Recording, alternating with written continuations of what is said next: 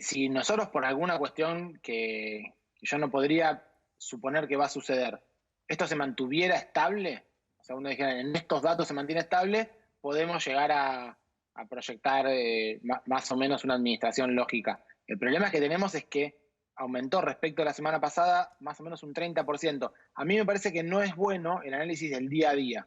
Me parece que les conviene, para entender un poco mejor la situación, hacer un promedio semanal, porque ustedes verán que toda la semana se repite que martes, miércoles y jueves hay más casos Sí, que sábado, domingo y lunes. Entonces es difícil entenderlo día a día, tienen muchísimas cuestiones, es muy complejo lo que sucede para ver la cantidad de casos. Pero bueno, si uno hace promedios semanales vemos que hay un poquito más del 30% de aumento respecto a la semana pasada. Si uno viera esto en una aritmética lineal, diría, bueno, la semana que viene tengo 30% más que ahora, lo cual es mucho. o Pero sea, el problema no es que esto es banca. geométrico. Si la semana que viene tiene un 30% más que esto, no banca esta situación de restricciones que tenemos. Es, es difícil, pero el problema es que ni siquiera pasa eso. La pandemia es geométrica. No es que aumenta del Claro. 30%. Lo que sucede es que después aumenta al doble para la semana que viene, podría pasar.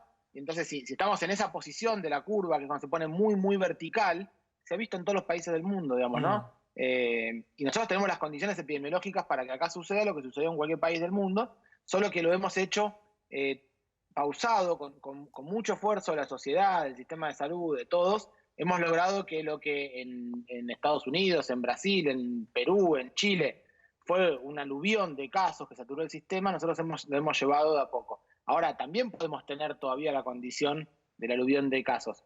Así que yo creo que lo que tenemos que ir viendo es esto, la velocidad, la proyección, y si esta proyección es peligrosa, pensar en alguna Mm. medida más restrictiva. Claro. Más allá de todas las medidas que ya hacemos, ¿no? La del rastreo de Sí, contactos, la búsqueda activa, todo eso lo hacemos, sí. pero a veces no alcanza y hay que pensar en otras. Ya está sumándose a nuestra mesa Omar Sued, que es infectólogo, uno de los especialistas que asesora al presidente. Gracias, Omar, por estar con nosotros. Nacho, querías hacer una Sí, pregunta. le quiero consultar al doctor Kreprak si coincide con el análisis que hacen distintos infectólogos, incluso en la Casa Rosada también están hablando de esto, que tiene que ver con que estamos en la peor etapa de la pandemia, se hablan de 3/4 semanas en el que estamos en el peor momento, no están hablando del pico porque muchas veces lo ha explicado incluso Carla Bisotti, que el pico se va a ver una vez que pase o empiece a bajar la cantidad de contagios. ¿Estamos en el peor momento? ¿Estas 3, 4 semanas son las peores?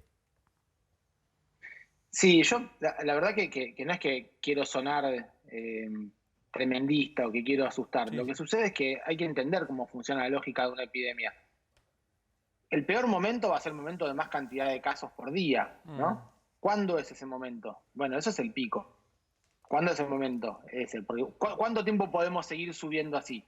Y eso va a depender mucho de lo que hagamos. Digamos, muchos países del mundo han tenido un pico muy grande cuando tuvieron estas curvas de aceleración tan rápidas que todavía no hemos tenido en Argentina, pero que estamos nosotros diciendo, guarda que si vislumbramos eso, tenemos que advertirlo. Pero los países del mundo que tuvieron esa curva de aceleración tan rápida terminan cerrando porque la gente se está dando cuenta que se saturan los hospitales y Claro. cierran haya o no haya gobierno Mm. que lo indique, quiero Sí. decir. Y si nos pasa eso, ahí se produce el quiebre y se acaba la curva de ascenso. ¿Cuánto tiempo puede estar la curva de ascenso? Y eso va a depender mucho de cómo nos comportemos nosotros. Ojalá sea lo más horizontal posible.